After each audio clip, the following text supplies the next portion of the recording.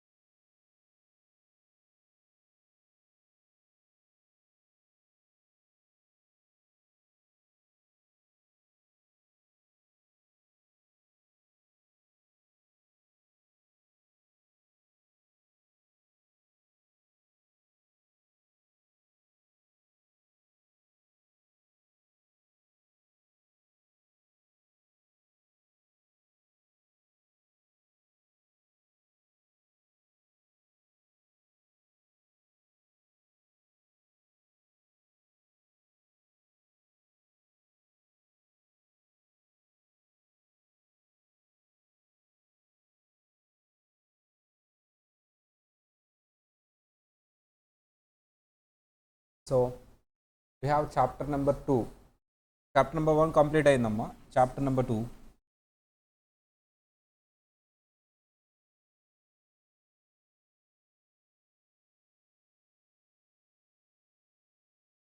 Residential status and income. Indian income and global income. దేన్ని Indian income అంటాం, దేన్ని global income అంటాం. So chapter number 2.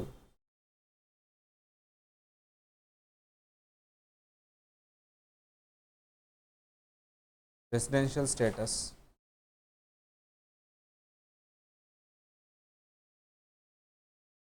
Indian income, global income or foreign income. Global income or foreign income. 2 parts ఉన్నాయి. First one, second one. ఈ చాప్టర్లో 2 components ఉన్నాయి. ఒకటి residential status గురించి చెప్తూ ఉంటుంది, ఇంకొకటి ఏది ఇండియన్ ఇన్కమ్, ఏది గ్లోబల్ ఇన్కమ్. మార్నింగ్ రాలేదు,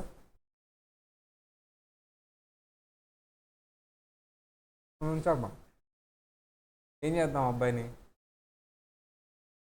ర్యాగింగ్ చేయమన్నావు కదా, ఏం చేద్దాం? సాంగా? ఓకే, నువ్వు కూర్చో, నువ్వు సాంగ్ వాడు. వద్దా? మరి ఈసారి నుంచి రెగ్యులర్ రావాలి, లేకపోతే అబ్బాయి ఏం చెప్తే అది చేపిస్తాం. ఓకేనా?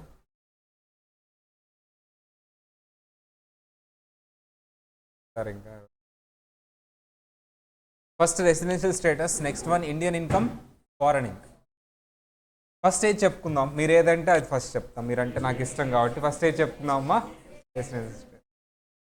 మీరు ఇష్టం కాబట్టి, మీరు అడిగారు కాబట్టి నేను అదే చెప్తున్నాను. Residential status. మంచి పిల్లలు. మీరు ఒకటి చదువుంటారు ఫస్ట్ చాప్టర్లో, ఇండియన్ రెసిడెంట్. రిబేట్ దగ్గర హైలైట్ చేశాను. Normal citizen, senior citizen, super senior citizen, super senior citizen దగ్గర హైలైట్ చేశాను. రెసిడెంట్ అయితేనే. అండ్ రిబేట్ దగ్గర కూడా హైలైట్ చేశాను, ఇండివిజువల్ రెసిడెంట్. ఫస్ట్ చాప్టర్తో లింక్ ఉంది ఇది.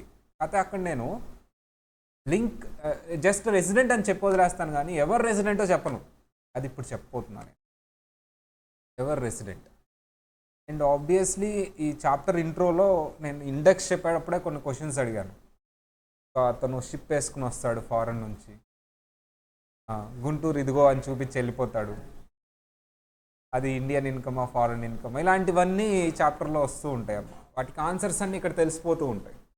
ఫస్ట్ చాప్టర్లో ఒక ఆన్సర్ ఆల్రెడీ తెలిసిపోయి ఉంటుంది. ఏంటి సార్ అంటే, కిడ్నీ సేల్ చేశాడు, ఇన్కమా కాదా అంటే కాదు. ఎందుకు సార్ అంటే, ఇన్కమ్ అనాలి అంటే ఫస్ట్ ఏ నేచర్తో ఉండాలి? రెవెన్యూ నేచర్తో ఉండాలి. అది కూడా ఇక్కడ వస్తుంది. ఫస్ట్ అది రెవెన్యూ నేచర్ అయి ఉండాలి. ఫస్ట్ ఏ నేచర్ అయి ఉండాలమ్మా? రెవెన్యూ నేచర్ అయి ఉండాలి. మరి క్యాపిటల్ నేచర్తో ఉంటే ఇన్కమ్ కాదా? కాదు, except capital gain. Revenue nature ఉన్న ప్రతిదీ ఇన్కమేనా? మ్యాక్సిమం ప్రతిదీ ఇన్కమే, కానీ ఎక్సెప్షన్ ఇస్తాం. ఎగ్జామ్షన్స్ అని ఒక 10 సెక్షన్ 10లో రాసుకున్నాం. అవి రెవెన్యూ నేచరే కానీ ఇన్కమే కానీ ట్యాక్స్ వేయం. అందులో ఒక ఎగ్జాంపుల్ చెప్పు అంటే అగ్రికల్చర్ ఇన్కమ్ ఏంటమ్మా అది రెవెన్యూ నేచరే కానీ ట్యాక్స్ లేవు. క్యాపిటల్ గెయిన్ క్యాపిటల్ నేచరే ఇన్కమ్ అనకూడదు కానీ అంటాను, అక్కడ అది ఎక్సెప్షన్ అయితే ఇక్కడ ఇది ఎక్సెప్షన్. సింపుల్గా చెప్పాలంటే రెవెన్యూ నేచర్ ఉంటేనే ఇన్కమ్ అమ్మ జనరల్ రూల్, దీనికి ఎక్సెప్షన్స్ ఉన్నాయి. క్యాపిటల్ గెయిన్ ఒక exception. Even though revenue nature ఉన్నా సరే నేను ట్యాక్స్ చేయను, దానికి ఏంటి సార్ అంటే అగ్రికల్చర్. సో అదంతా ఇండియన్ ఇన్కమ్ ఫారిన్ ఇన్కమ్ దగ్గర వస్తూ ఉంటుంది సేమ్ ఆ కనెక్టివిటీ. ఇక్కడ రెసిడెంట్ అంటే ఏంటో చెప్తాం. So same as it is residential status పర్సన్లో ఉన్న ప్రతి ఒక్కరికి చెప్పాల్సిందే. పర్సన్ డెఫినేషన్లో ఎవరెవరు ఉంటారు?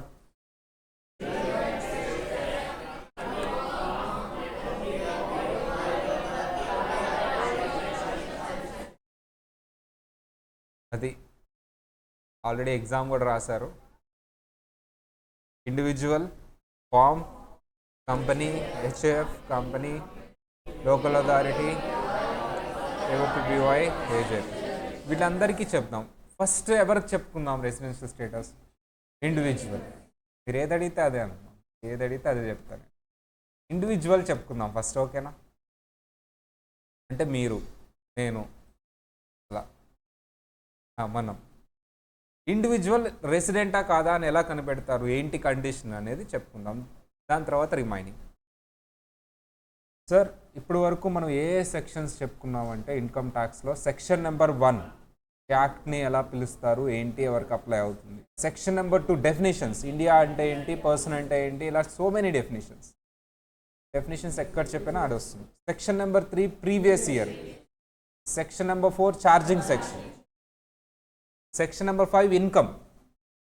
ఇప్పుడు సెక్షన్ నెంబర్ 6 గురించి చెప్పబోతున్నాను. ఏ సెక్షన్ అమ్మా? సెకండ్ చాప్టర్లో నేను చెప్పబోయేది ఏంటి సార్ అంటే సెక్షన్ నెంబర్ 6.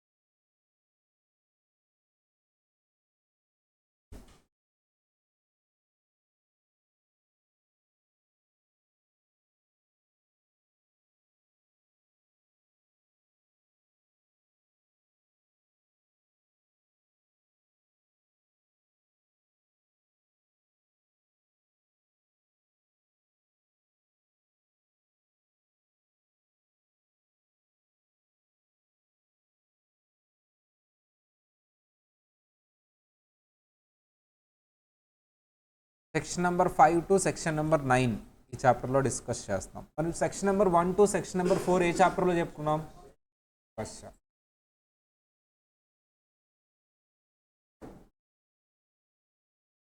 అవే కాకుండా ఇంకో సెక్షన్ కూడా నేర్చుకున్నాం మనం, రిబేట్.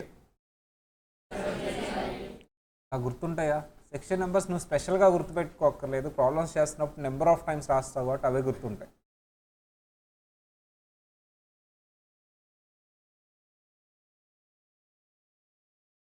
సరే, ఫస్ట్ ఏం రాశారు సార్ అంటే చాలామంది రెసిడెన్షియల్ స్టేటస్ చెప్పాలనుకున్నప్పుడు ఇండియాలో ఎవరైతే పుడతారో వాళ్ళంతా రెసిడెంట్ అందాం అనుకున్నారమ్మా. ఇలాంటప్పుడు ఏమవుతుంది, వాళ్ళు రెసిడెంట్ అంటే ఫారెన్ వాడు వచ్చి ఇక్కడ బిజినెస్ చేస్తున్నప్పుడు అతను రెసిడెంట్ కాడుగా, అప్పుడు ఇన్కమ్ ట్యాక్స్ వేయగలం అతన్ని? నో. అందుకని ఆ కండిషన్ సజెస్టబుల్ కాదు. ఇండియాలో పుట్టిన వాళ్ళు సిటిజన్ అవుతారు, ఇండియన్ సిటిజన్ అవుతారు, రెసిడెంట్ కాదు. అంటే రెసిడెన్షియల్షిప్కి సిటిజన్షిప్కి డిఫరెన్స్ ఉందా అంటే చాలా. నువ్వు ఇండియన్ సిటిజన్ అన్నావు అంటే మనం వస్తాం ఇండియన్ సిటిజన్ కింద, మనం ఇండియాలో పుట్టాం కాబట్టి. రెసిడెంటా కాదా అనే తర్వాత. సార్ ఓన్లీ నేను ఇండియాలో పుట్టిన వాళ్ళే రెసిడెంట్ అని ఇన్కమ్ ట్యాక్స్ వాళ్ళకే అప్లై చేశాను అంటే ఫారెన్ వాళ్ళు వచ్చి ఇక్కడ బిజినెస్ చేస్తే, ఫారెన్ అతను వచ్చి ఇక్కడ డబ్బులు సంపాదిస్తుంటే ట్యాక్స్ వేయగలనా నేను? నో. సో రెసిడెన్షియల్ స్టేటస్ చెప్పేటప్పుడు సిటిజన్షిప్ అనేది బేస్ తీసుకోవాలి. ఏ సిటిజన్ అయినా అవ్వచ్చు, ఏ సిటిజన్ అయినా సరే రెసిడెంట్ అయ్యేలాగా ఫ్రేమ్ చేశారు. నువ్వు సిటిజన్ అవ్వాలంటే ఒక ఇండియాలో ఏం చేయాలమ్మా? ఫస్ట్ ఇండియాలో పుట్టాలి.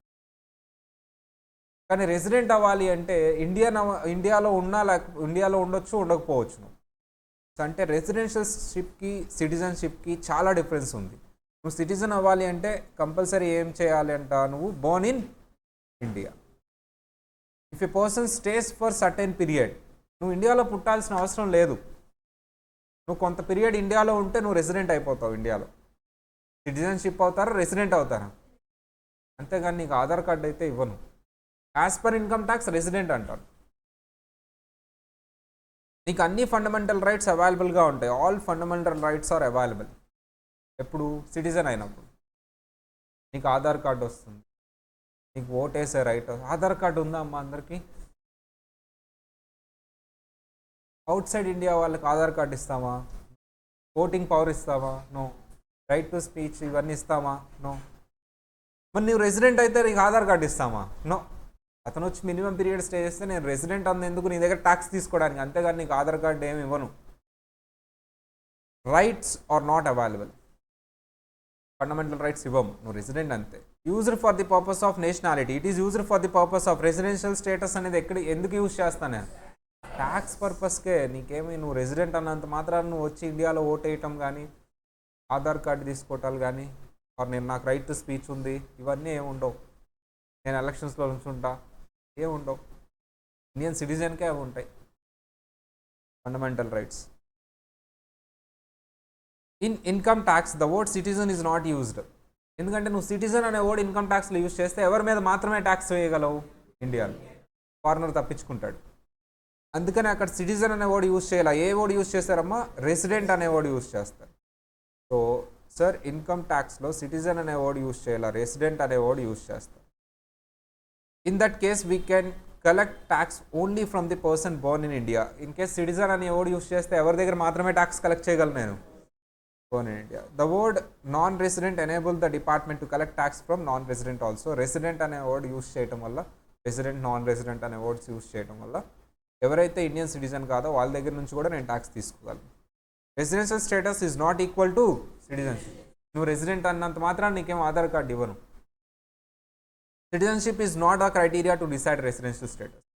నీకు రెసిడెంట్ అనాలి అంటే క్రైటీరియా ఏంటి? సిటిజన్షిప్ మినిమం పీరియడ్ ఆఫ్ స్టేనా? Period of stay. అది బేసిక్ బ్యాక్గ్రౌండ్. రెసిడెన్షియల్ స్టేటస్కి బేసిక్ బ్యాక్గ్రౌండ్. ఇప్పుడు ఎవరెవరు రెసిడెన్షియల్ స్టేటస్ చూద్దాం. ఫస్ట్ ఎవరు చెప్పుకుందాం అమ్మా? Residential status of individual. Section number 6 subsection 1. Next residential status of HUF. Section number 6 subsection 2. Residential status of company. Residential status others. Others అంటే ఎవరెవరు వస్తారు? Partnership firm, ఏఓపిబివై, local authority, AJP, వీళ్ళు వస్తారు. First 6 subsection 1 చూద్దాం. ఓకేనా? 6 subsection 1 residential status of individual. ఇప్పుడు నేను చెప్పబోయే కండిషన్స్ సాటిస్ఫై చేస్తే అతను రెసిడెంట్ అయిపోతాడు, చేయకపోతే నాన్ రెసిడెంట్. 6 సబ్సెక్షన్ 1లో 2 కండిషన్స్ చెప్పాడమ్మా. ఎన్ని కండిషన్స్ చెప్పాడు? ఈ రెండిట్లో ఏదో ఒకటి సాటిస్ఫై చేస్తే చాలంట. 2 సాటిస్ఫై చేయకపోతే నాన్ రెసిడెంట్. 1 సాటిస్ఫై చేస్తే, 2 సాటిస్ఫై చేస్తే, ఏది సాటిస్ఫై చేయకపోతే? ఫస్ట్ 1 సాటిస్ఫై చేశాడు, సెకండ్ 1 ఫెయిల్ అయ్యాడు. సెకండ్ 1 సాటిస్ఫై చేశాడు, ఫస్ట్ 1 ఫెయిల్ అయ్యాడు. బోత్ ఫెయిల్ అయ్యాడు. అంతే, సింపుల్. ఏంటో చూద్దాం. If he satisfied any one of the condition, ఏదో ఒకటి సాటిస్ఫై చేసిన చాలు. He stays or his stay in India for 182 days or more in previous year. Every year ఇక్కడే డిసైడ్ అయిపోయింది. నువ్వు రెసిడెన్షియల్ స్టేటస్ అనేది లైఫ్ టైమా every year? Every year decide చేయాల్సింది. ప్రతి ప్రీవియస్ ఇయర్ చెక్ చేయాల్సిందే. నువ్వు పర్టికులర్ నీ ప్రీవియస్ ఇయర్ ఏంటి? ఇప్పుడు 23-24లో అతను మినిమం పీరియడ్ ఆఫ్ స్టే ఎంత ఉండాలంట? 182 days. ఎక్కడ ఉండాలి? Hello. Or 60 days or more in previous year and 365 days or more in 4 preceding previous year. What is preceding? Preceding అంటే ఏంటమ్మా? ప్రిసీడింగ్ అంటే ఏంటి, ఆ ఇయర్స్ కూడా చెప్పాలి. మన ప్రీవియస్ ఇయర్ ఏంటి చెప్పండి అందరూ. దీని ప్రిసీడింగ్ ఫోర్ ప్రీవియస్ ఇయర్ ఏంటో చెప్పండి. 20, 22, 23, 21, 22, 20, 21. అవి 4 ప్రిసీడింగ్ ప్రీవియస్ ఇయర్స్ అంటే ఇవి. ఆ 4 ఇయర్స్లో టోటల్గా ఎన్ని డేస్ ఉండాలి? ఒక్కొక్క ఇయర్లోన 4 ఇయర్స్ కలిపా? ఒక్కొక్క ఇయర్లోన 4 ఇయర్స్ కలిపా? 4 ఇయర్స్ కలిపా? ఒక ఇయర్లో కాదా? ప్రతి ఇయర్లో 365 కాదు, 4 ఇయర్స్ స్టేని యాడ్ చేస్తే ఎంత ఉండాలంట మినిమం? 400 డేస్ ఉంటాయి. ప్రెసిడెంటా 400 డేస్ ఉన్నా సరే మీ ప్రీవియస్ ఇయర్లో ఎన్ని రోజులు ఉండాలి? 60 డేస్ ఉండాలి. మీ ప్రీవియస్ ఇయర్లో 59 డేస్ ఉండి 4 ప్రిసీడింగ్ ప్రీవియస్ ఇయర్లో 600 డేస్ ఉన్నా వేస్టే. మా ఎండ్ అంటే ఏంటమ్మా? ఇక్కడ సెకండ్ కండిషన్స్లో 2 పార్ట్స్ ఉన్నాయి, 2 సాటిస్ఫై చేయాలి. సెకండ్ కండిషన్స్లో 2 పార్ట్స్ ఉన్నాయి, 2 సాటిస్ఫై చేయాలి. ఏంటి ఆ 2 parts? 60 days in previous year and 365 days in 4 preceding previous years. Or ఏంటి, ఎండ్ ఏంటి, ఏం లేదు, 2 కండిషన్స్. అందులో ఫస్ట్ కండిషన్ 182 డేస్ ఉండాలి. Second condition first A check చేయాలి. ఫస్ట్ ఏ చెక్ చేయాలా, బి చెక్ చేయాలా? ఏనే చెక్ చేయాలి. 182 డేస్ ఫెయిల్ అయితే కదా 60 డేస్ చూసేది నువ్వు. ఆల్రెడీ 183, 184, 185 డేస్ ఉంటే ఇంకా 60 కండిషన్ ఎందుకు చెక్ చేస్తావు నువ్వు? ఫస్ట్ వన్ ఫెయిల్ అయితే సెకండ్ చెక్ చేస్తావు, ఒకవేళ సెకండ్ వన్ కూడా ఫెయిల్ అయితే నాన్ రెసిడెంట్. ఫస్ట్ వన్ ఏంటి చెప్పండి అందరూ? 182 డేస్ మినిమం. ఎగ్జాక్ట్లీ 182 డేస్ ఉన్నాడు రెసిడెంట్. 181 సెకండ్ కండిషన్ చెక్ చేయాలి, అప్పుడే నాన్ రెసిడెంటా? ఇప్పుడు ఏం చేయాలి? సెకండ్ కండిషన్ చెక్ చేయాలి. సెకండ్ కండిషన్ ఏంటి? 181 డేస్ అంటే 60 డేస్ అబోనే ఉంది కదా. సెకండ్ కండిషన్లో ఒక part okay. Second part 4 years, last 4 years తీసుకున్నాను, 364 ఉన్నాడు, నాన్ రెసిడెంట్. మళ్ళీ ఫస్ట్ కండిషన్ కాదు, నాన్ రెసిడెంట్. 366 డేస్ ఉన్నాడు, ఈ 2 కండిషన్.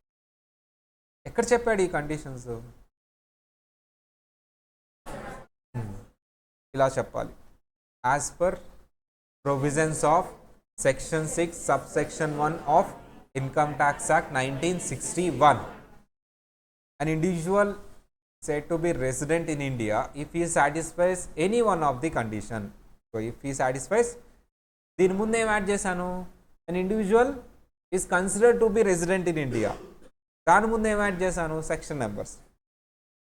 ఏంటి ఆ కండిషన్స్? ఈ stay in India for 180 days or more in previous year, or stay in India 60 days or more in previous year, or 365 days or more in 4 preceding previous.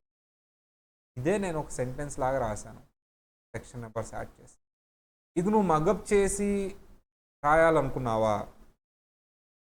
నువ్వు professional కాదు and ఈ course నీకు set కాదు. నువ్వు అది ఈ 2 conditions చదువుకొని ఓన్గా రాయగలిగి ఉండాలి. నువ్వు దాన్ని కూడా మగప్ చేసి వెళ్తున్నావా?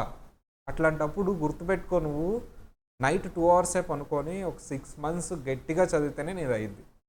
లేదు, ఆ 2 కండిషన్స్ చదువుకొని నేను ఓన్గా రాయగలను, ఏం రాస్తావు? As per provisions of section 6 subsection 1 of income tax act 1961, and individual is considered to be resident. అంతే, మిగతాదంతా అదే. If he satisfies any one of the following conditions. ఏంటవి? Stays in India for 180 days or more in previous year, or he stay in India 60 days or more in previous year and 365 days in more in 4 preceding previous years. అక్కడ ఉన్నదే రాశాను, గ్రామటికల్గా రాశాను. Sir నాకు రాదు అలా grammatical English రాదు. Better quit, time waste ఎందుకు ఇంకా అసలు. డిగ్రీ చేసుకో, ముందే చెప్తున్నాను నేను. లేకపోతే నేర్చుకో, నువ్వు అలా రాయటం నేర్చుకో. మగ్గప్ మాత్రం చేయొద్దమ్మా. ఏదో ఒక ఆర్గన్ లెగిసిపోద్ది నువ్వు పాస్ అయ్యేలోపు, ముందే చెప్తున్నా. అది లివరా, కిడ్నీ, హార్ట్ అనేది నాకు తెలియదు. అమ్మా నేను నిజాలు చెప్తానా అబద్ధాలు చెప్తానా? ఎగ్జాక్ట్లీ నిజాలు చెప్తాను. నువ్వు మగ్గప్ చేసే ప్రోగ్రామ్ పెట్టుకున్నావా ఈ కోర్సులో? పాస్ అయ్యేలాకి ఏదో ఒక ఆర్గన్ లెగిసిపోద్ది. అది ఐసా, కిడ్నీసా, ఏదో ఒకటి. మరి నీకు 45 years తర్వాత తెలుస్తుంది అదేంటి అని. వద్దు సార్ అయితే నువ్వు సెంటెన్స్ రాయటం నేర్చుకో, మగ్గప్ చేయటం కాదు. కాన్సెప్ట్ వచ్చిన దాన్ని సెంటెన్స్ లాగా ఎలా రాయాలో నేర్చుకోవచ్చు. ఇంగ్లీష్ అంటే ఇప్పుడు ఇంగ్లీష్ కూడా రావాలని మరి నువ్వు రాయాలి ఇంగ్లీష్లోనే. ఇంగ్లీష్ ఎలా వస్తుంది? నువ్వు రెగ్యులర్గా ప్రాక్టీస్ చేస్తేనే వస్తుంది. కాన్సెప్ట్ వింటే చాలు. ఇప్పుడు ఇది నువ్వు చెప్పగలవు తెలుగులో, ఏముంది సార్ 180 days ఉండాలి ప్రీవియస్ ఇయర్లో, ఇంకోటి ఏం సార్ ఇట్లా రాయవు కదా, ఏముంది సార్ అని రాస్తావా? It should be present in English and it should be in a legal language. Language అంత అంత సింపుల్ కాదమ్మా. అంటే ఇప్పుడు అర్థమైంది, ఈ కోర్స్ ఫెయిల్ అయ్యేది కాన్సెప్ట్ రాక కాదు, లాంగ్వేజ్ రాక. సగం మంది లాంగ్వేజ్ రాక ఫెయిల్ అవుతారు, కాన్సెప్ట్ రాక ఎవడైనా చెప్తాడు. అది పెద్ద పాయింట్ అయి ఉంటుంది. ఏంటమ్మా చెప్పండి, ఏంటి కండిషన్స్ రెండు? 182 days in previous year, 60 days in previous year and 365 days in fourth. ఇది తెలియని వాళ్ళు ఎవరు ఉంటారు? కానీ ఈ క్వశ్చన్ అడిగినప్పుడు మార్కులు రావు. ఎందుకు? రాయటం రాదు, ఇంగ్లీష్ రాదు, కాన్సెప్ట్ కాదు. ట్యాక్స్ వచ్చు, ఇంగ్లీష్ రాదు. సో ట్రై చేయండి. చెప్పండి అమ్మా, ఏం రాద్దాం? As per provisions of section 6 subsection 1 of income tax act 1961. అయిపోయిందా ఇది? ఇప్పుడు స్టార్ట్ చేద్దాం. యాన్ ఇండివిజువల్, మా ఏనా యానా? యాన్ అనాలి, ఏ కాదు. ఏ అంటే అయిపోయినట్టే. AEIOUకి ఏం వాడాలి? An individual is considered to be resident if he satisfies any one of the following conditions. First one, A he's stay in India for 182 days or. అమ్మా హీ అన్నాడు, మరి షీ రాయలేదుగా. ధర్నా చేద్దామా? రాయాలి కదా. హీ అన్నాడు, మరి షీ అసలు పట్టించుకోవట్లేదమ్మా యాక్ట్లో.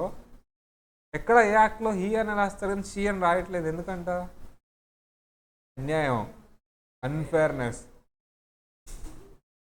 వాళ్ళకి ఇంపార్టెన్స్ లేదంట.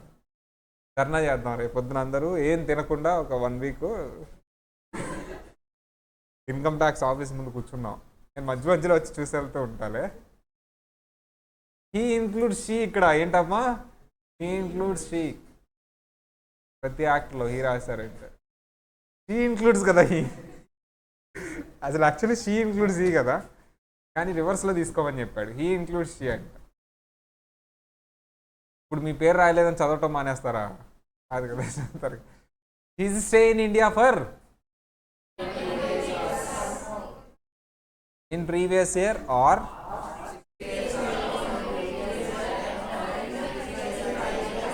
Four preceding years.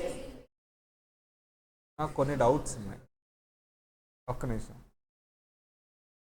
మీరు సైలెంట్గా ఉండండి అమ్మా, వీళ్ళు చెప్తారు. చెప్పండి.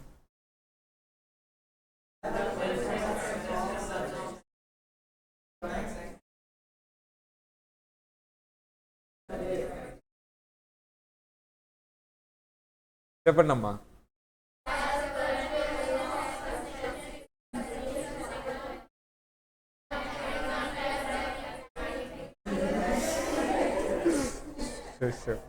మళ్ళీ స్టార్ట్. Ready, 1 2 3 start.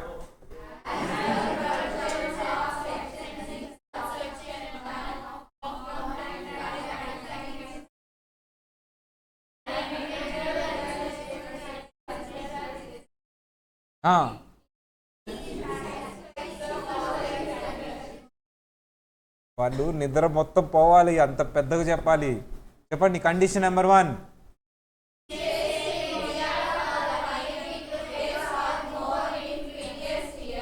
చెవులు మూసుకోవద్దు ఎందుకు?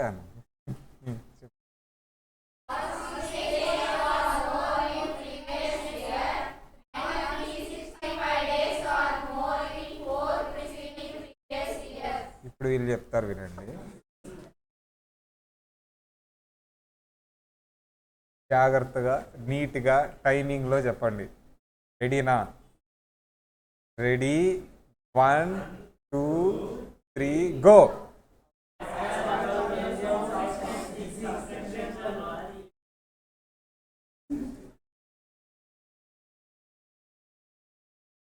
మళ్ళీ ప్లాన్ చేసుకోండి. ఓకేనా? రెడీ, 1 2 3.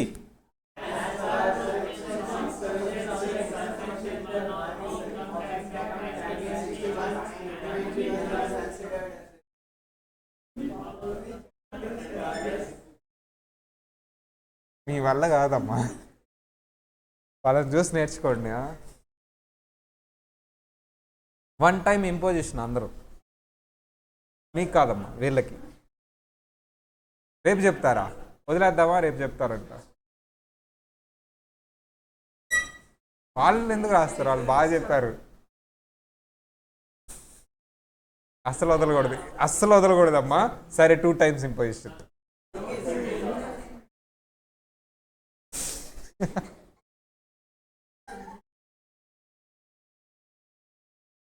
చిన్నపిల్లలే, వదిలేయండి అమ్మా. సరే, నాకు కొన్ని డౌట్స్ ఉన్నాయి, చెప్తారా? ఇప్పుడు ఏదైతే చెప్పామో దాని మీద కొన్ని డౌట్స్ ఉన్నాయమ్మా, చెప్పండి. చెప్తారా చెప్పరా? మీరు ఉన్నారు కాబట్టి సరిపోతుందమ్మా, లేకపోతే నా పరిస్థితి ఏంటో.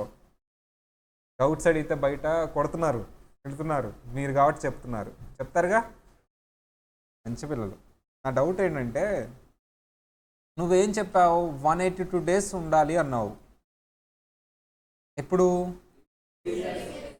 ఓకే, బాగానే ఉంది. నాకు వచ్చిన డౌట్ ఏంటంటే, 182 days ఎక్కడ ఉండాలి? ఇండియాలో ఉండాలి, అంతే కదా?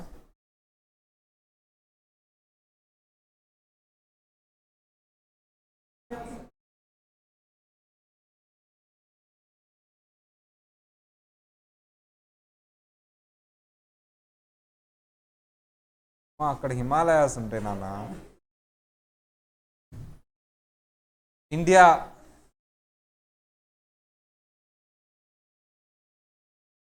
మీరు ఎంతకంటే దారుణంగా వేస్తారు కదా, ఫిక్స్ అయిపోండి. ఎందుకంటే బాగా వేస్తారా? లేదులే, నేను నమ్మను. అందరూ ఒకసారి వేస్తారనండి. సరే సార్, అతను ఒక ఎస్బీఐ వాళ్ళు, నా ఫ్యాన్స్ అంతే చేస్తూ ఉంటారు, తప్పదు. ఇంకా ఒక 60 days ఏపీలో ఉన్నాడు. ఏపీ అంటే ఒక 60 days టీఎస్లో ఉన్నాడు. టీఎస్ అంటే ఇంకో 60 days ఎంపీలో ఉన్నాడు. ఇంకో 60 days జీఓఏ ఏంటమ్మా అది? ఓకే ఓకే, గోవాలో ఉన్నాడు. ప్రెసిడెంటా కాదా? కంటిన్యూగా ఒక ప్లేస్లో ఉండాలా? ఎక్కడున్నా పర్లేదా? షూరా? ఇండియానే కాబట్టి ఎక్కడున్నా పర్లేదు, కంటిన్యూగా ఒక ప్లేస్లో ఉండక్కర్లేదు 182 days. షూరా? ఇది కాదు నా డౌట్, ఇప్పుడు వస్తుంది. ఇది నా డౌట్. ఏంటమ్మా ఇది? ఆస్ట్రేలియా కరెక్టే, ఆస్ట్రేలియా. అమ్మా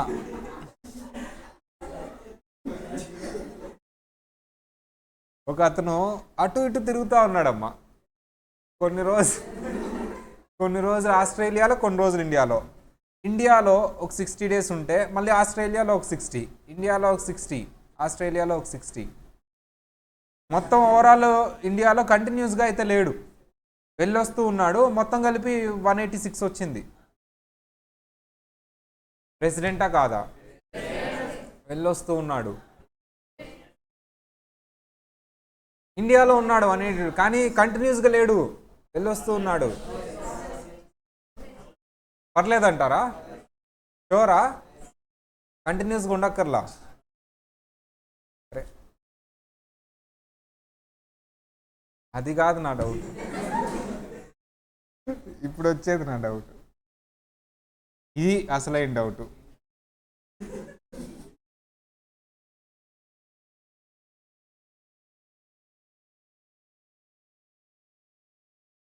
లేదమ్మా, కొంచెం ఇంప్రూవ్మెంట్ ఉంది కదా.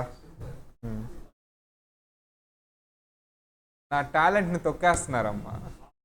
మీరు కానీ ఎంకరేజ్ చేస్తుంటే ఈ పాటికి, మీకు తెలుసో లేదో, నా డయాగ్రామ్స్ అన్నీ నేషనల్ ఆర్ట్ గ్యాలరీలో మోడీ గారు పెట్టారు, వస్తుంది క్యాపిటల్ గేమ్ చాప్టర్లో. మీరు ఎంకరేజ్ చేయట్లేదు, లేకపోతే ఈ పాటికి నేను పెద్ద ఆర్టిస్ట్ అయిపోయావాడిని. పెయింటింగ్లు కూడా వేస్తా ఆ చాప్టర్లో, క్యాపిటల్ గేమ్ చాప్టర్లో డయాగ్రామ్సే కాదు, పెయింటింగ్స్ కూడా వేస్తాను నేను.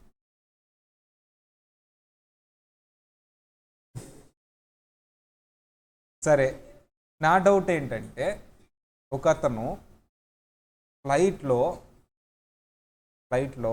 వచ్చాడు ఇండియాకి, హైదరాబాదు ఇందిరాగాంధీ ఇంటర్నేషనల్ ఎయిర్పోర్ట్లో దిగాడు. అప్పుడు టైం చూసుకున్నాడు 11:59 PM. టైం ఎంత అయిందమ్మా? ఇంకొక 1 minute ఉంటే ఏమైంది అంటే ఈరోజు డేట్ ఎంతమ్మా? ఈరోజు డేట్ ఎంత? 4th March 2024, 11:59. ఇంకో 1 minute ఉంటే 5th March వస్తుంది. 4th March కౌంట్ చేయాలా వద్దా?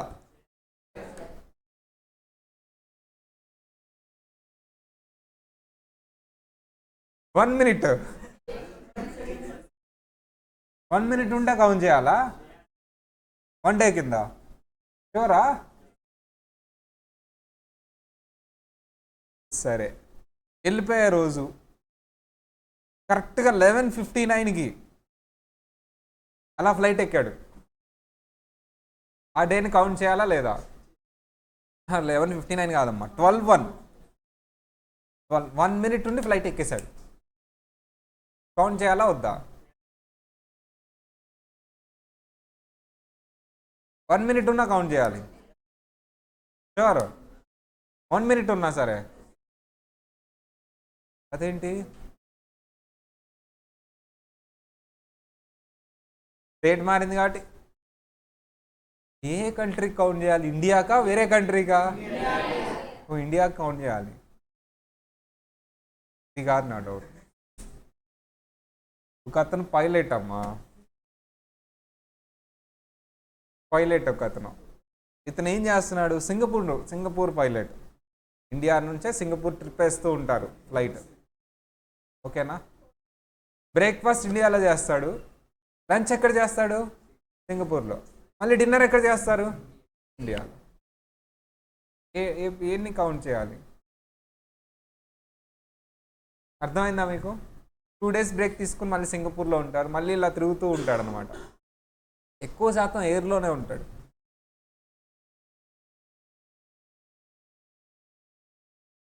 కౌంట్ చేయాలా వద్దా? అన్ని రోజులు ఇండియాలోనే. వచ్చి వెళ్ళిపోయినప్పుడు కౌంట్ చేసేయాలి. నువ్వు అలా ఇండియా టచ్ చేసావంటే కౌంట్ చేయాలి. గాలి కూడా మందే కదమ్మా. ఇలా ఫ్లైట్ ఎంటర్ అవుతుందంటే కౌంట్ చేసేయాలి ఒకరోజు. నువ్వు ఎంతసేపు ఉన్నావో నాకు సంబంధం లేదు. మళ్ళీ ఇంకొక రోజు కొంచెం అట్లా 1 minute దాటంగానే గాలిలో ఉండగానే కౌంట్ చేసేయాలి అసలు. సరే, యాక్ట్లో ఏముందో చూద్దాం. ప్రస్తుతానికి మనం అనుకున్నాం కదా.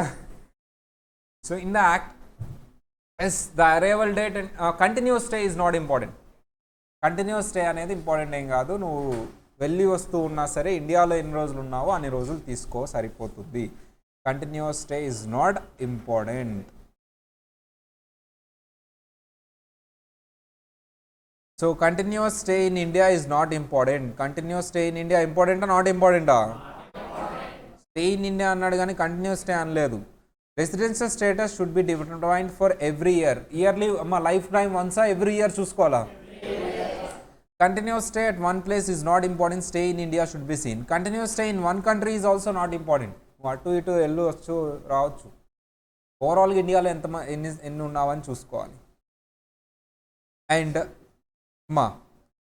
The day he leaves India, the day he comes to India, both should be counted. అంటే వచ్చిన రోజుని వెళ్ళిపోయే రోజుని 1 minute ఉన్నా సరే కౌంట్ చేయాలి. రైటే మీరు చెప్పింది. మీరు యాక్ట్ రాసేయచ్చు, కరెక్ట్గా వాడు ఏం రాశాడు అదే చెప్పారు. చూడండి,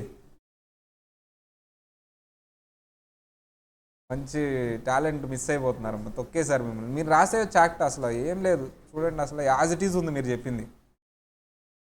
సార్, ఇలా పైలట్ ఎవరైతే ఉన్నారో వచ్చిన రోజు వెళ్ళిన రోజు కాదండి, 24 hours కౌంట్ చేసుకుని 24 hours ఎప్పుడు ఉంటాడో అప్పుడు అవర్స్ బేసిస్లో చూడండి అంటున్నాడు, డే బేసిస్లో కాదు. ఎవరికి? పైలట్. ఇలా అంటే ఎక్సెప్షనల్ కేసెస్ కదా, అవర్స్ చూసుకోండి అంటున్నాడు. అదొక్కటి తప్పు చెప్పారులే, మిగతా అన్ని రైటే చెప్పారు. అది మాత్రం కొంచెం అవర్స్ తీసుకొని 24 hours అని దానికి ఒక రోజు కింద ఇచ్చేసేయండి.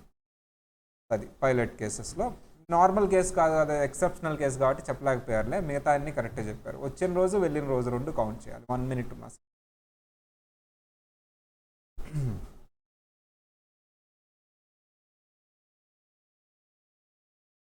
Question number 1 answer. అతను రెసిడెంటా కాదా చెప్పాలి నువ్వు. ఏ కండిషన్ అప్లై చేస్తావు? ఫస్ట్ కండిషన్ అప్లై చేయమ్మా.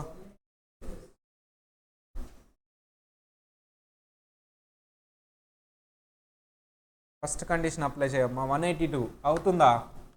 నో. సెకండ్ కండిషన్ చెక్ చేయమ్మా. సెకండ్ కండిషన్ కూడా అవలా, ఇంకా చూడక్కర్లేదు అసలు. ఏం రాయాలి ఇక్కడ ఆన్సర్? రెసిడెంటా నాన్ రెసిడెంటా? చూడగానే ఆన్సర్ చెప్పవచ్చు. ఫస్ట్ కండిషన్ సాటిస్ఫై చేయాలి, సెకండ్ కండిషన్ 60 days కూడా లేడు. సెకండ్ వన్ చెప్పండి అమ్మా. రెసిడెంటా? ఫస్ట్ కండిషన్ సాటిస్ఫై చేయలేదుగా. సెకండ్ కండిషన్ చేశాడు సార్, గ్రేటర్ దాన్ 60. ఇవన్నీ యాడ్ చేయండి అమ్మా. యాడ్ చేయక్కర్లా, ఒకటే కనిపిస్తుంది మీకు. ఎంతమ్మా? 960 చెప్పాలి యాడ్ చేసి. 9 ఒక్కొక్కరు 55 65 గ్రేటర్ దాన్ 365. రెసిడెంటా నాన్ రెసిడెంటా? రెసిడెంట్.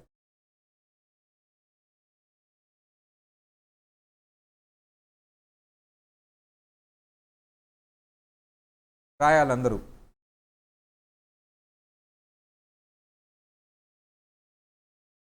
నెక్స్ట్ వన్ చెక్ చేయండి అమ్మా. నెక్స్ట్ వన్ ఫాస్ట్గా చెప్పాలి, మీరు స్లోగా చెప్తున్నారు ఆన్సర్లన్నీ. ఫాస్ట్ అమ్మా.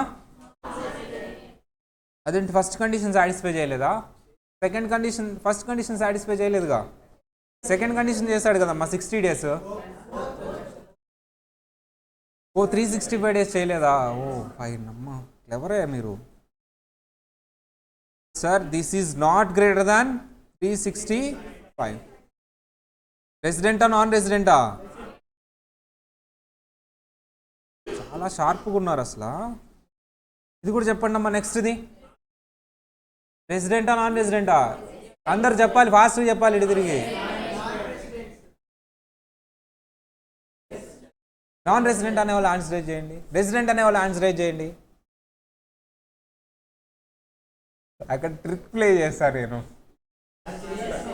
కొంతమంది పడిపోయారు ఆ ట్రిక్. ఇయర్స్ చూసుకోవాలా పాపం. రాసేసావమ్మా? అర్రే ఎంత కాన్ఫిడెంట్ అసలు. చరిత్ర రాసావమ్మా? రాయాల్సింది. పెన్సిల్తో రాసావు కాబట్టి సరిపోయింది. పెన్తో రాయమ్మా ఈసారి. బ్రిలియంట్ ఐడియా అమ్మా, క్లాప్స్ కొట్టండి. రెసిడెంట్ అయితే నాన్ రాస్తే సరిపోద్ది, మమ్మల్ని కొట్టేయాలి దానికి, అంతే కదా. సూపర్ అసలు. ఎందుకు non resident? Explain it sir. Immediately preceding 4 years చూడాల్సింది. ఏం లేదంటే 0 days. అక్కడ ఏం డేస్ అమ్మా? 0 days సార్. 4 yearsలో 1 year కూడా లేడు అసలు. ఇది గ్రేటర్ దాన్ 60 ఉంది కానీ 4 years వచ్చిందా? 4 years మన 4 years ఏంటమ్మా? 22 23 21 22 20 21 19 20. ఒకటి కూడా లేదు. 0 years. This is not preceding previous years. Preceding previous years అంటే ఏమేమి వస్తాయి అనేది చూడాలి sir. 4 preceding previous years should be continuous immediately preceding 4 years. ఇక్కడ ఆన్సర్ ఏంటమ్మా? Non resident.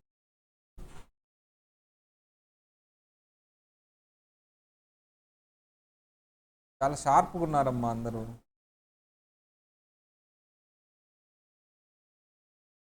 రీస్టార్ట్ చేయాలనుకుంటా, టచ్ సరిగా లేదు. 3 persons shall be resident only if he stays for 182 days or more. Second condition of 60 days will not apply. అంటే meaning ఏంటి? ఇప్పుడు నేను చెప్పబోయే 3 కేసెస్లో 2 conditions అప్లై చేస్తారా? ఓన్లీ ఫస్ట్ కండిషన్ చూడాలా? వాళ్ళకి బెనిఫిట్ ఇస్తున్నట్టమ్మా. సెకండ్ కండిషన్ అనేది పనిష్మెంట్ కదా. రెసిడెంట్ అయితే పనిష్మెంట్ చేస్తున్నట్టు, అంతే కదా. మీరేమో రెసిడెంట్ అయితే గొప్పగా ఫీల్ అవుతున్నారు, కానీ రెసిడెంట్ అయితే పనిష్ చేస్తున్నట్టు, ట్యాక్స్ కట్టాలి. సో ఈ ముగ్గురు కొంచెం బెనిఫిట్ ఇచ్చారు, రిలాక్సేషన్ ఇచ్చా. అంటే సెకండ్ కండిషన్ అప్లై చేయట్లా, ఓన్లీ ఫస్ట్ కండిషన్. ఏంటి first condition? 182 days or more in previous year, అదొకటే చూడాలి. 60 days చూడొద్దు. ఎవరు సార్ ఆ ముగ్గురు? ఇప్పుడు మళ్ళీ చదువుతున్నాం వినండి. 3 persons shall be resident only if he stays in India for 182 days or more. Second condition of 60 days will not apply. Person leaving India for employment. Relaxation ఇవ్వాలా లేదా సార్? బయటకు వెళ్ళి అతను జాబ్ చేయాలని ఇండియాను వదిలి వెళ్తున్నాడు, మంచి పని చేస్తున్నాడు కాబట్టి ఓకే లీవ్ ఇట్. అతను సంపాదించి ఇండియాకు పంపిస్తాడు కదమ్మా, డాలర్స్ పంపిస్తాడు, వదిలేయండి పాపం. ఫస్ట్ కండిషనే ఇవ్వండి. Second one, person of Indian origin PIO visiting to India. Person of Indian origin visiting to India. Who is person of Indian origin? మీరు ఇండియన్ ఆరిజినేనా? ఇండియాలో పుట్టారు కాబట్టి మీరు ఇండియన్ సిటిజన్ అయిపోతారు. ఆరిజిన్ కాదు, ఇండియన్ సిటిజనే డైరెక్ట్. సార్ అతను ఇండియాలో పుట్టలేదు కానీ ఇండియన్ ఆరిజిన్ అంటే మీనింగ్ ఏంటి? వాళ్ళ పేరెంట్స్ ఇండియాలో పుట్టుంటారు, వాళ్ళ పేరెంట్స్ కూడా ఇండియాలో పుట్టలేదు కానీ ఇండియన్ ఆరిజిన్ అంటే వాళ్ళ గ్రాండ్ పేరెంట్స్ కూడా ఇండియాలో పుట్టలేదు. సో ఇక్కడ పేరెంట్స్ గ్రాండ్ పేరెంట్స్ అని కాకుండా అన్డివైడెడ్ ఇండియాలో వాళ్ళ గ్రాండ్ పేరెంట్స్ కానీ పుట్టుంటే డెఫినెట్లీ ఇండియన్ ఆరిజిన్ కింద తీసుకోండి అంటున్నారు. ఎగ్జాంపుల్, ఒకళ్ళు ఎవరో USA సెటిల్ అయిపోయారమ్మా, ఎక్కడి నుంచి వచ్చారు మీరంటే ఇండియా నుంచి అంటారు. మా పేరెంట్స్ కూడా ఇక్కడే పుట్టారు సార్, కానీ వాళ్ళ గ్రాండ్ పేరెంట్స్ ఇండియాలో పుట్టారు, అది అన్డివైడెడ్ ఇండియాలో. వాళ్ళ తరతరాలు అక్కడ పుట్టుంటారు కదా అన్డివైడెడ్ ఇండియాలో. ఇక్కడమ్మా కానీ ఇక్కడ రివర్స్ థింక్ చేయాలి. వాళ్ళు ఎక్కడో పుట్టారు వాళ్ళ గ్రాండ్ పేరెంట్స్, ఇక్కడ కాదు.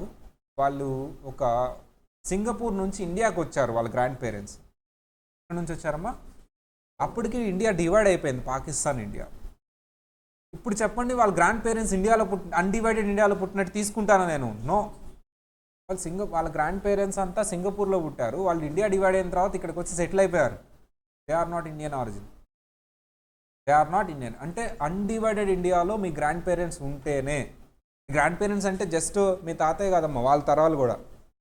అన్డివైడెడ్ ఇండియాలో ఉంటేనే మీ గ్రాండ్ పేరెంట్స్. అప్పుడే ఇండియా డివైడ్ అయిన తర్వాత చాలామంది కంట్రీస్ వాళ్ళు వచ్చేసి ఉన్నారు కాబట్టి వాళ్ళని నేను తీసుకోనండి.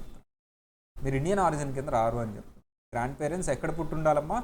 అన్డివైడెడ్ ఇండియాలో పుట్టుండాలి. ఐ థింక్ మన అందరు గ్రాండ్ పేరెంట్స్ అన్డివైడెడ్ ఇండియాలో పుట్టుంటారు కాబట్టి మనం టెస్ట్ చేసుకోవాలి. వీఆర్ సిటిజన్స్ ఆఫ్ ఇండియా కాబట్టి. ఎవరు టెస్ట్ చేసుకోవాలి? సిటిజన్స్ ఆఫ్ ఇండియా కాకుండా ఇండియన్ ఆరిజిన్ అని చెప్పుకునే వాళ్ళు టెస్ట్ చేసుకోవాలి. గ్రాండ్ పేరెంట్స్ అన్డివైడెడ్ ఇండియాలో పుట్టారా లేదా, అది వాళ్ళని మాత్రమే నేను ఇండియన్ ఆరిజిన్స్, వాళ్ళకి మాత్రమే బెనిఫిట్ ఇస్తాను. వాళ్ళు వచ్చారు, ఇండియా వస్తున్నారని, ఇండియా వచ్చి కొన్ని రోజులు ఉన్నారు, మా గ్రాండ్ పేరెంట్స్ మా పూర్వీకులు ఇండియాలో ఉన్నారని చెప్పేసి ఇండియా వచ్చాడమ్మా, వచ్చి అన్ని చూసి ఏడ్చుకుంటూ వెళ్ళిపోయాడు. ఎక్కడికి వచ్చాడు? గుంటూరు వచ్చాడు. ఏం చూసి వెళ్ళాడు? ఎవరిని కలిసి వెళ్ళాడు? ఎందుకంటే వాళ్ళ గ్రాండ్ పేరెంట్స్ నా ఫ్రెండ్స్.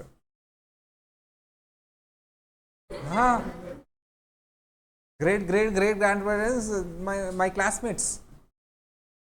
టైం మిషన్లో నేను వచ్చా ఇక్కడికి 1680 నుంచి. 1680 while I am in 1680 year I am studying 10th class. అప్పుడు గురుకుల పాఠశాలలు ఉన్నాయి, నాట్ దిస్. అవన్నీ అప్పుడు నేనే కనిపెట్టా ఒరే పీరియడ్. మేము పుస్తకాలు ఉండేవి కాదు, లీవ్స్ మీద రాసేవాళ్ళం, తినిగిపోవు ఎండబెట్టేవాళ్ళం కదా. తాళపత్ర గ్రంథాలే. నమ్మట్లేదు కదా మీరు? నిజంగా టైం మిషన్లో వచ్చానమ్మా, మీ ఫ్యూచర్ కూడా చూసి వచ్చాను నేను. సరే వినండి ఇంకా. 5 వరకు కదా, 5 వరకు మా ఇండియన్ ఆరిజిన్కి సంబంధించిన ఒక పర్సన్, ఇండియన్ సిటిజనా ఇండియన్ ఆరిజినా? పర్సన్ ఆఫ్ ఇండియన్ ఆరిజిన్ అంటే వాళ్ళ great grand parents has to be born in undivided India. So visiting in India okay. Next number 3, ship crew member. Ship ఒకసారి వెళ్ళిందంటే మళ్ళీ ఎప్పుడు వస్తాడమ్మా? 6-7 months పట్టింది. సో జనరల్గా షిప్ క్రూ మెంబర్స్కి షిప్లో ఎన్ని రోజులు ఉన్నాలో ఒక సర్టిఫికేట్ ఇస్తారు. అది తీసేసి రిమైనింగ్ డేస్ ఎక్కడున్నట్టు తీసుకోవాలి? ఇండియాలో. Sir, notification. Counting of number of days for ship crew member. While counting number of days, stay in India for ship crew member period. Stay in CDC certificate. ఏంటమ్మా CDC అంటే full form ఏంటమ్మా? Continuous discharge certificate. అక్కడే ఉంది చూడండమ్మా. CDC అంటే full form ఏంటి? Continuous discharge certificate. ఎవరు ఇస్తారు ఇది? షిప్లో ఉన్న మేజర్ ఎవరైతే ఉంటారో, షిప్ కెప్టెన్ ఎవరైతే ఉంటారో ఆ షిప్ కెప్టెన్ ఇస్తాడు, ఇదిగో ఈ షిప్లో ఇన్ని రోజులు ఉన్నాడని. అదేం చేయాలంట నువ్వు? 365 మైనస్ CDC డేస్. నీకు అప్పుడు స్టే ఇన్ ఇండియా వస్తుంది. 365 days minus number of days mentioned in CDC. 365 days minus number of days mentioned in CDC. తీసేయాలా, యాడ్ చేయాలా? అప్పుడు ఏమొస్తుంది నీకు? Number of days stay in India. అది ఇతనికి కూడా ఫస్ట్ కండిషనే అప్లై చేయండి. ఎందుకంటే వాళ్ళ నేచర్ ఆఫ్ వర్క్ అది, షిప్లో పనిచేసే వాళ్ళు ఎక్కువ రోజులు ఇండియాలో ఉండరు కాబట్టి సెకండ్ కండిషన్ అప్లై చేయొద్దు, ఫస్ట్ కండిషన్ అప్లై చేయండి. మళ్ళీ చెప్తున్నా జాగ్రత్తగా ఉండండి. షిప్లో ఎన్ని రోజులు వర్క్ చేస్తాడో అది CDC సర్టిఫికేట్లో ఉంటుంది. అంటే CDC సర్టిఫికేట్ ఈ డేట్ నుంచి ఈ డేట్ వరకు అంటే అన్ని నెంబర్ ఆఫ్ డేస్ కౌంట్ చేయండి. అది ఎందులోంచి తీసేస్తారు? 365 డేస్ నుంచి. అప్పుడు నీకేమొస్తుంది? Stay in India. ఏ 3 పర్సన్స్ ఒకసారి చెప్పండి. 3 persons. Person living in India for employment, person of Indian origin visiting India, ship crew member. Ship crew member అయితే ఎలా కనిపెడతావు number of days? 365 minus period mention in CDC certificate. Ship crew member who was citizen of India has followed details prescribed in CDC 1st December to 31st December. ఎన్ని days ఉన్నాడు షిప్లో? ఇప్పుడు ఏం చేయాలి మనం? ఇది రాంగ్ ఆన్సర్. మీకు 365 కాదు, ఇది 365 కాదు, 366 డేస్ వస్తుంది మీకు. ఎందుకు? 4 ఇయర్స్కి ఒకసారి ఈ బ్యాచ్ వాళ్ళంతా ఆన్సర్ చేంజ్ చేసుకోవాలి. 4 ఇయర్స్ బ్యాక్ చేంజ్ చేస్తాం, మళ్ళీ ఇప్పుడే చేంజ్ చేస్తున్నారు. మీ బ్యాచ్ అది. మీ ప్రీవియస్ ఇయర్ లీప్ ఇయర్లో ఉంది. మీ ప్రీవియస్ ఇయర్ చెప్పండి ఒకసారి. 2024 ఏ ఇయర్ అమ్మా? 23-24 అంటే 31st మార్చ్కి ఎండ్ అవుతుంది. 4 రోజులే అవుతుంది, 5 డేస్ 6 డేస్ లీప్ ఇయర్. అంటే మీరు 365 తీసుకోవాలా, 366 తీసుకోవాలా? -31. 330 రెసిడెంటా నాన్ రెసిడెంటా? ఇది రాయండి, అది స్ట్రైక్ ఆఫ్ చేసి. ఎందుకు స్ట్రైక్ ఆఫ్ చేసాం? మీకే ఆఫర్ అనమాట. 4 ఇయర్స్కి ఒకసారి ఆన్సర్ నేను స్ట్రైక్ ఆఫ్ చేయిస్తాను. మళ్ళీ 4 ఇయర్స్ తర్వాత మీ పిల్లలకి స్ట్రైక్ ఆఫ్ చేస్తాను. ఏమో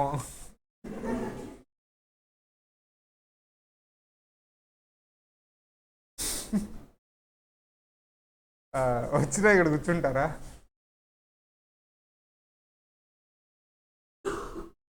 మీ పిల్లల్ని కూడా నా దగ్గరికే పంపించండి. బాగా ట్రై. మీ గురించి ఏం చెప్పను, మీరు చెప్పిన ఆన్సర్లు కానీ ఏం చెప్పండి. మీరు ఎప్పుడెప్పుడు ఆబ్సెంట్లు అయ్యారు ఏం చెప్పండి. రికార్డెడ్ వీడియోలు వేస్తాను. మ్యారేజ్ నన్ను పిలవండి అమ్మా, మైక్లో చక్కగా అన్నీ చెప్తాను. మీ గురించి గొప్పగా చెప్తాను నేను. మీరు పిలవకపోయినా నేను వస్తాగా. టీటీ క్లాస్ చెప్పను, మీ గురించి గొప్పగా చెప్తా. అసలు ఏంటి మీ వీకెండ్ మార్కులు ఏంటి.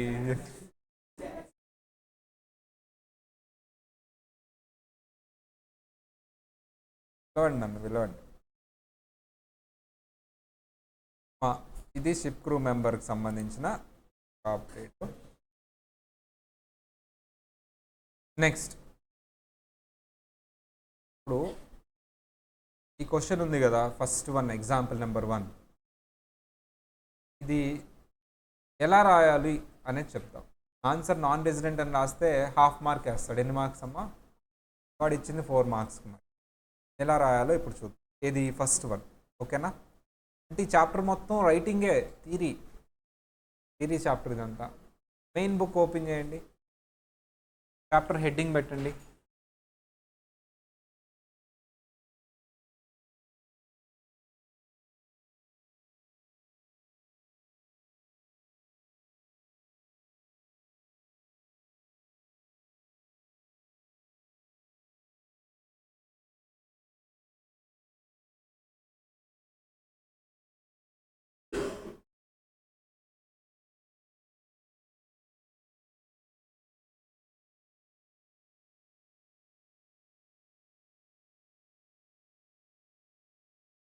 ఫస్ట్ వినండి అమ్మా. ఫ్యాక్ట్స్ ఆఫ్ ది కేస్, క్వశ్చన్లో ఉన్న ఫ్యాక్ట్స్ని ఒక సమ్మరీ లాగా రాయాలి. సార్ ఏం చెప్పాడు క్వశ్చన్లో అంటే, జస్ట్ మనం క్వశ్చన్లో మనకి ఏం చెప్పలేదు, జస్ట్ నేను సమ్మరైజ్ చేసి టేబుల్ లాగా ఇచ్చాను కాబట్టి. ప్రీవియస్ ఇయర్ ఎన్ని రోజులు ఉన్నాడమ్మా? స్టే ఇన్ ప్రీవియస్ ఇయర్ ఎంతమ్మా? 9 days.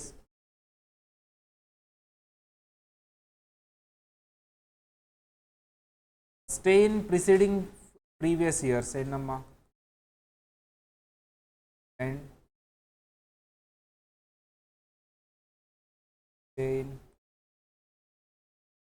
in previous year is 59 days and his stay in 4 preceding previous years is ఎన్ని డేస్ కౌంట్ చేయండి. 14 60 days. ఎక్కడ ఇచ్చాడు ఈ డేటా అంతా? క్వశ్చన్లోది ఫ్యాక్ట్స్ అని రాస్తాం. ఇప్పుడు నువ్వు ప్రొవిజన్ రాస్తావు. క్వశ్చన్ ఇప్పుడు నేను పైన రాసిన ఫ్యాక్ట్స్కి ప్రొవిజన్కి సంబంధం లేదు. ఈ ప్రొవిజన్ అప్లై చేయడానికి ప్రొవిజన్ ఏంటని చెప్తున్నాను సార్. అంటే నువ్వు రెసిడెన్షియల్ స్టేటస్ మీద ఏ క్వశ్చన్ ఇచ్చినా ఈ ప్రొవిజన్ రాస్తే కొన్ని మార్క్స్ వచ్చేస్తాయి. నీకు ఆన్సర్ రెసిడెంటా నాన్ రెసిడెంటా తెలియలేదు అసలు, ప్రొవిజన్ రాయి చాలా, నీకు కొన్ని మార్క్స్ వచ్చాయి. ఎందుకంటే ప్రొవిజన్ అనేది ఇది అప్లై చేయబోతున్నానని చెప్తున్నావు అంతే. అప్లై చేసిన తర్వాత ఆన్సర్ మేబీ ఏదైనా ఉండొచ్చు. ప్రొవిజన్ ఫస్ట్ ఎలా స్టార్ట్ చేస్తాం సార్? ప్రొవిజన్ రాసేటప్పుడు ఎలా స్టార్ట్ చేస్తాం? యాజ్ పర్ చెప్పాలి, as per provisions of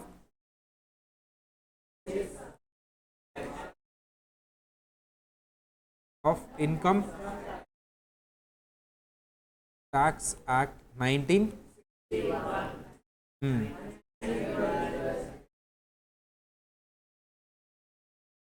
an individual is considered as resident in India అని రాయాలి. ఎక్కడ? if he satisfies all or any now any of the following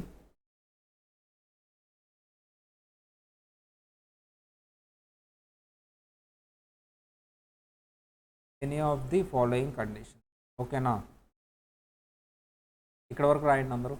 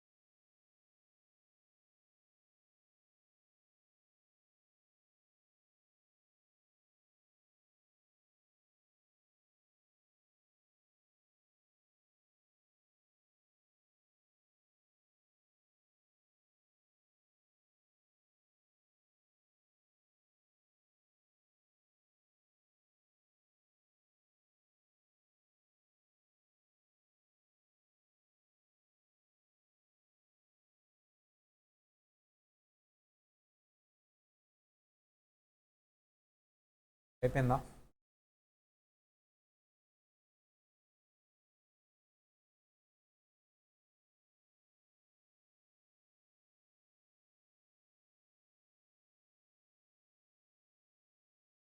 ఓన్గా రాయాలి, ఆల్రెడీ చెప్పిందే కదా, ఓట్ టు ఓట్ చూస్తున్నారు.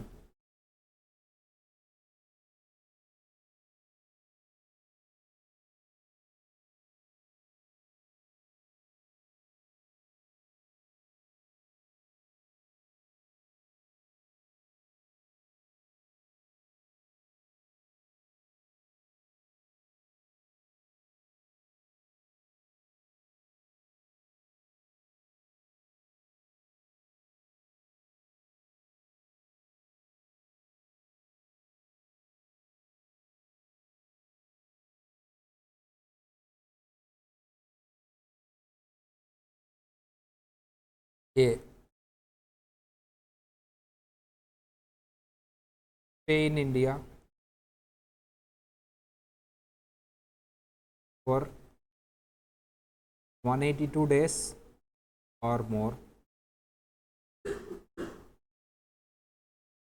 Stay in India for 182 days or more.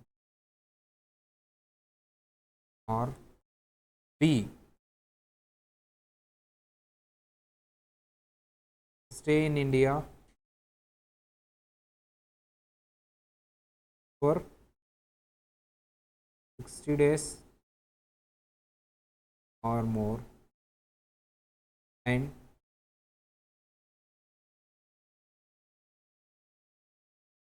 stay in India for చెప్పాలి 35 days or 65 days or more in. నేను షార్ట్కట్లో రాయొచ్చు, నువ్వు ఇదే షార్ట్కట్ ఎగ్జామ్లో రాస్తే ఏం లేదు, హాఫ్ మార్క్ తీసేస్తాడు. మనకు వచ్చేదే 2-3 మార్క్స్, అందులో హాఫ్ మార్క్ తీసేస్తే ఎట్లా? నువ్వు పీపీవై అని రాస్తే వాడు ఏదో అనుకుంటాడు, ఫుల్గా రాయాల్సిందే.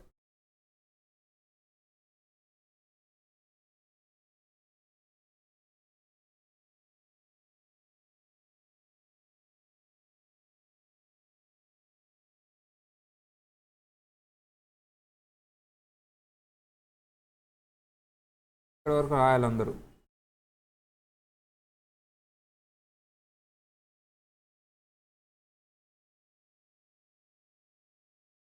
In previous year.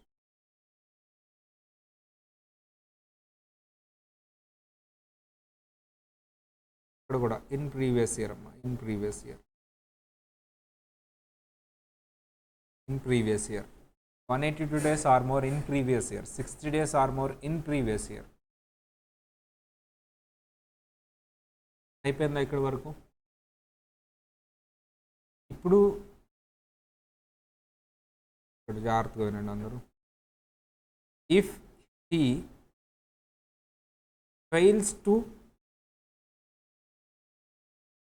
Fails to satisfy both the above conditions, ఏమవుతుంది? both the above conditions, then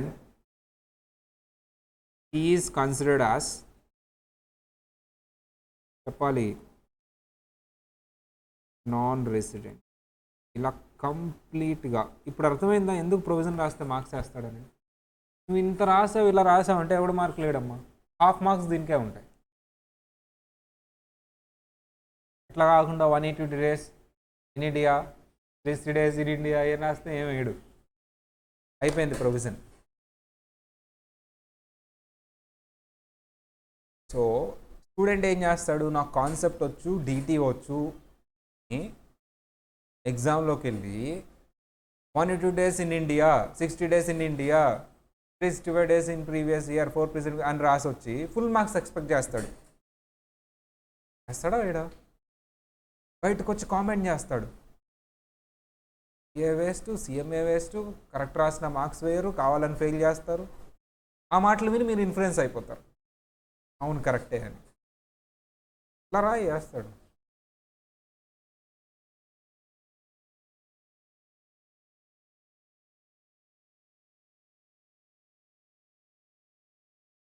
అయిపోయిందా? ఎగ్జామ్లో నువ్వేం మిస్టేక్ చేసావు అనేది నువ్వు డీప్గా చూస్తేనే నీ బ్రెయిన్ యాక్సెప్ట్ చేస్తాను. ఎందుకంటే అస్సలు చదవకుండా వెళ్ళినాడు క్లియర్ క్లారిటీతో ఉంటాడు, నేనేం రాయను. సగం సగం చదువుకుని వెళ్ళినవాడు, ఫుల్గా చదువుకుని వెళ్ళినాడు మిస్టేక్ని యాక్సెప్ట్ చేయలేడు. పేపర్ తీసుకొచ్చి ఏదో some rare cases are there, right రాసిన మార్క్ లేని చాలా రేర్ కేసెస్ ఉన్నాయి, కానీ ఎగ్జాక్ట్లీ ఏం రాసావు అనేది రౌండ్ ఆఫ్ చేసి మరీ మార్క్స్ తీసేస్తారు. నువ్వు స్పెల్లింగ్ మిస్టేక్ రాస్తే స్పెల్లింగ్ మిస్టేక్, గ్రామటికల్ మిస్టేక్ రాస్తే గ్రామటికల్ మిస్టేక్లు, ప్రొవిజన్ రాయకపోతే ప్రొవిజన్ రాయలేదని క్లియర్గా రాసే మార్క్స్ తీసేస్తారు. అది ఏదో కొద్దిగా చదువుకుని వెళ్ళి యాజ్ పర్ స్టాండర్డ్ రాయకపోతే వేస్ట్. అదేం పెద్ద డిఫికల్ట్ కాదు, పెద్ద హార్డ్ వర్క్ ఏం కాదు. రెగ్యులర్గా స్మూత్గా చదువుకుంటే అయిపోతుంది. రెగ్యులర్గా స్మూత్గా చదువుకుంటే. నువ్వు ఎగ్జామ్ ముందు చదవాలనుకుంటే మాత్రం చాలా హార్డ్ వర్క్ చేయాలి. మా సిలబస్ అంతా అయిన తర్వాత నేను చదువుకుంటాను, చాలా హార్డ్ వర్క్ చేయి, అయిపోతుంది. నువ్వు అంత సినిమా లేదని నీకు తెలుసు, నాకు తెలుసు, కాబట్టి ఏం చేస్తావు, నువ్వు రెగ్యులర్గా చదువుకో. ఓకేనా? మా ప్రొవిజన్ అయిపోయింది కదా. ఇప్పుడు ఎనాలిసిస్ ఏంటమ్మా అంటే ఏంటి సార్? ఈ ప్రొవిజన్ని పైన చెప్పిన ఫ్యాక్ట్స్కి అప్లై చేస్తాం. నేను ఇప్పుడు రాసిన ప్రొవిజన్ని దేనికి అప్లై చేయటం? పైన చెప్పిన ఫ్యాక్ట్స్కి అప్లై చేయటం. దాన్నే అనాలిసిస్ అంటారు. సార్ నేను ఇప్పుడు అప్లై చేయబోతున్నాను. In the present case mister A stays in India for ఎన్ని డేస్ అమ్మా? 59 days in the previous year, which is less than 182 days and less than 60 days. 182 days కంటే తక్కువ ఉందంటే ఏ కండిషన్ టెస్ట్ చేశాను? First condition. 60 days కంటే కూడా టెస్ట్ ఉందంటే ఏ కండిషన్? Second condition. So mister A fails to satisfy both the conditions mentioned in above provision. అయిపోయింది అనాలిసిస్. రాద్దామా? స్టార్ట్. నాతో పాటు రాయండి. ఇది ఇన్ ద ప్రజెంట్ కేస్. చాలా సింపుల్ ఇంగ్లీష్ అమ్మా, చాలా సింపుల్ ఇంగ్లీష్, నిజంగా చెప్తున్నావు. ఇది in the present case mister A stays in India for 59 days. Stays in India for 59 days, which is less than Chapali 182 days and also less than 60 days. Less than 180 days and also less than 60 days. So Mr. A failed to satisfy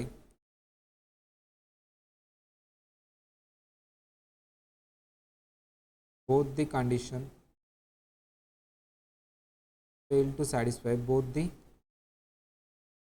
conditions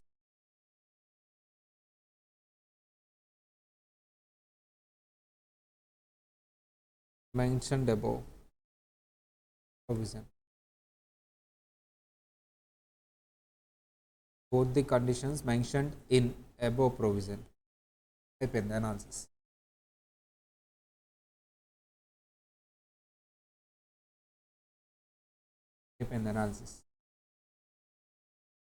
లాస్ట్లో రాసేదే conclusion.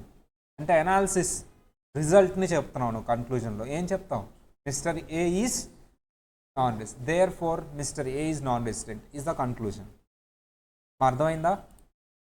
So therefore conclusion అమ్మ, conclusion అని heading పెట్టాలి.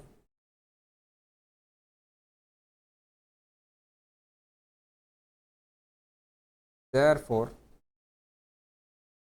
Mister A is non resident in India.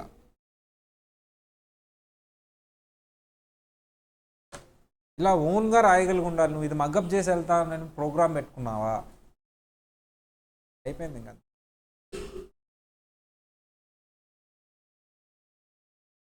ఇప్పుడు నేను రాసింది ఏదైతే ఉందో అది నువ్వు మగ్గప్ చేసి వెళ్ళి రాద్దామని ప్రోగ్రామ్ పెట్టుకున్నావా? 10th క్లాస్లో అలా చేయమని ఉంటారు నిన్ను, మేబీ ఇంటర్లో కూడా చేయమని ఉంటారేమో కొంతమందిని.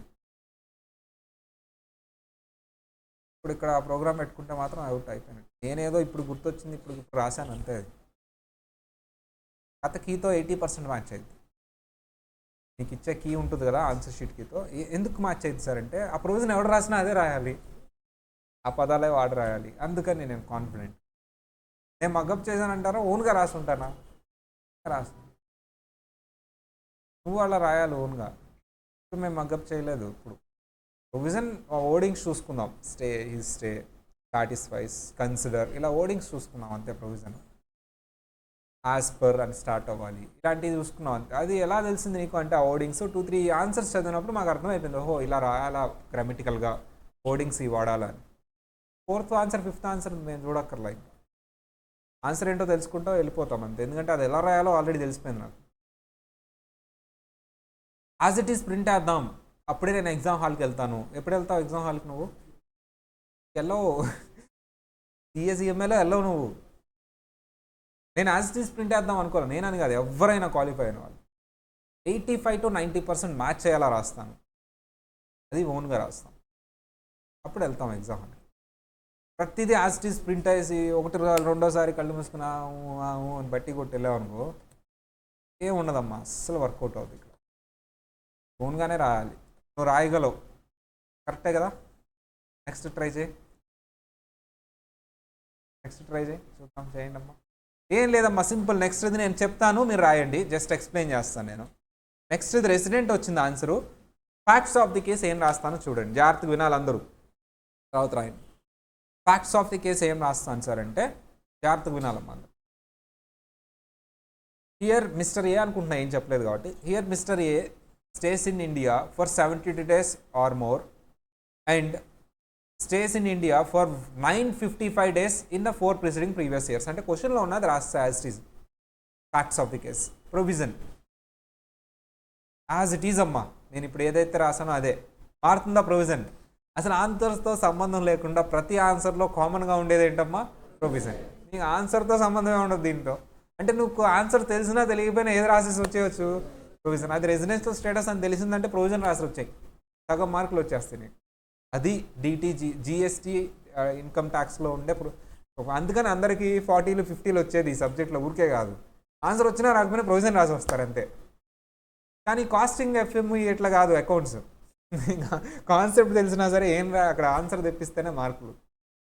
డిటీజీఎస్టీ అలా కాదు, కాన్సెప్ట్ అది ఆన్సర్తో సంబంధం లేకుండా మార్కులు వచ్చేస్తాయి. నీ ఆన్సర్తో సంబంధమే లేదు అసలు, ప్రొవిజన్ రాయి అంతే.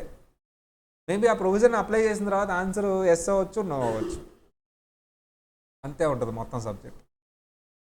ఫస్ట్ చాప్టర్ తప్పితే మిగతా చాప్టర్లు అన్నీ అంతే ఉంటుంది. ప్రొవిజన్ వస్తే చాలు, ఆన్సర్ ఏదైతే మనకెందుకు, హాఫ్ మార్కులు గ్యారెంటీ. సరే ఇక్కడ ఏంటి ప్రొవిజన్ యాజ్ ఇట్ ఈజ్ చెప్పండి అమ్మా ఒకసారి. యాజ్ ఇట్ ఈజ్ ఇందాక రాసిందే 1961. An individual is considered as resident in India,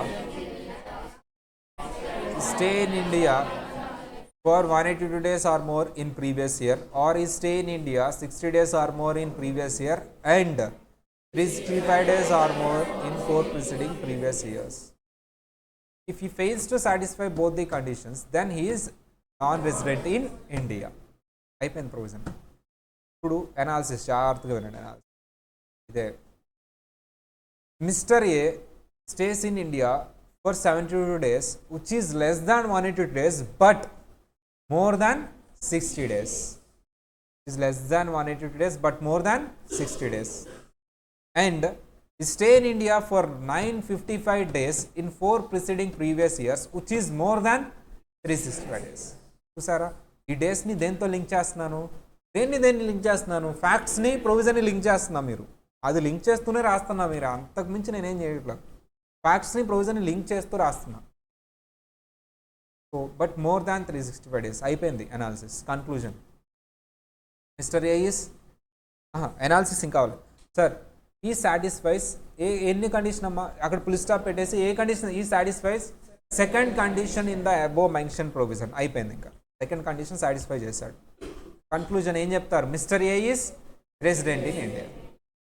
already పైన చెప్పావు any one of the condition satisfy చేస్తా అని, సెకండ్ కండిషన్ సాటిస్ఫై చేశాడు, కన్క్లూజన్ రెసిడెంట్. స్టార్ట్. సో అది ఇంకా నెక్స్ట్ ఆగండి అమ్మా, వర్క్ ఇచ్చి వెళ్ళిపోతాను నేను. నెక్స్ట్ కూడా చూడండి అమ్మా, నెక్స్ట్ 2 కూడా చూడండి. రాయగలరా నెక్స్ట్ 2 కూడా మీరు? ఓన్గా రాయగలరా? షూరా? 10 minutes టైం ఉంది, 2 అన్నా కంప్లీట్ చేయండి. నాకు హోంవర్క్ చేసి అందరూ ఫొటోస్ పెట్టాలి. ఏ నెంబర్కి? ఇదిగో ఇప్పుడు నెంబర్కి. ఎవరి దగ్గర నుంచి ఫొటోస్ మిస్ అయ్యో నేను అస్సలు అడగనమ్మా. రేపు పొద్దున్న మీరు అడిగినా మీ పేరెంట్స్ అడిగినా హోంవర్క్ నో మెసేజ్ లేదు కదా, మరి ఎట్లా అవుతారండి పాస్ అంటారు. అంతే సింపుల్. మీ తప్పు లేకుండా మీరు కంపల్సరీ హోంవర్క్ ఇచ్చినవి, ఇవి వచ్చినవి, వర్క్ ఇచ్చినవి అని పెట్టండి అమ్మ. నేను అన్ని డాక్యుమెంట్ చేసుకుంటే ఎలా రాస్తున్నాయి, ఎలా చదువుతున్నారు రిజల్ట్. ఇప్పుడు అర్థమైందా? నేను లిస్ట్ ఒకటి తయారు చేస్తాను, ఎవరు పాస్ అవుతారు ఎవరి లిస్ట్ అని. ఆ లిస్ట్లో ఏవి చూసి ఏవి కన్సిడర్ చేసి అంటే ఇవన్నీ హోంవర్క్ ఎంతవరకు చేస్తున్నారు, క్లాస్ వర్క్ ఎంతవరకు చేస్తున్నారు, వీకెండ్ ఎగ్జామ్స్ ఎలా రాస్తున్నారు, ఆ మార్క్స్ ఎలా వచ్చినాయి, ఎంత సీరియస్గా స్టడీస్ని తీసుకుంటున్నారు, అండ్ వాళ్ళ బిహేవియర్ ఎలా ఉంది, వాళ్ళ పద్ధతులు ఎలా ఉన్నాయి, ఇది కూడా ఇంపార్టెంట్. మార్నింగ్ చెప్పాను కదా ఆల్రెడీ. ఇవన్నీ చేసినా నువ్వు బిహేవియర్ కరెక్ట్గా ఉంటే, కరెక్ట్గా లేకపోతే రాదు, రిజల్ట్ రాదు. రాసి పెట్టుకో ఇది. పిచ్చి పిచ్చి వాళ్ళతో తిరిగినా సరే రిజల్ట్ రాదమ్మా. నువ్వు బాగానే కష్టపడతావు, నువ్వు బాగానే చదువుతావు, నీ పక్కనోడు ఎదవా, డెఫినెట్లీ నెగిటివ్ ఇంపాక్ట్ నీ మీద ఉంటుంది. అంతే. పక్కన అటు ఇటు చూడద్దాం. అందరూ మంచివాళ్ళే, కాకపోతే నీకు తెలుసు వాడు ఎదవా అని, కానీ తిరుగుతావు. ఎందుకు? నీ అమాయకత్వం. ఒకసారి ఫెయిల్ అయితే అప్పుడు తెలుసుకుంటాం. ఒకటి వాడిని చేంజ్ అన్నా చెయ్యి, లేకపోతే వాడికి అవాయిడ్ అన్నా చెయ్యి. ఆల్రెడీ మార్నింగ్ ఇచ్చిన example is the best example, ఇంకా అంతమించేది అది. ఓకేనా? ఎందుకంటే వాడు మారడు కాబట్టి నీ పక్కన కూర్చున్నాడమ్మా. నీకు ఉండాలి ఆ జ్ఞానం. వాడిని నీట్గా అవాయిడ్ చేసాయి. ఈ క్లాస్లో ఎవరు లేరులే మ్యాక్సిమం. ఉన్నా కానీ నేను చెప్పను, తర్వాత పిలిచి చెప్తా 1 to 1. Right, start.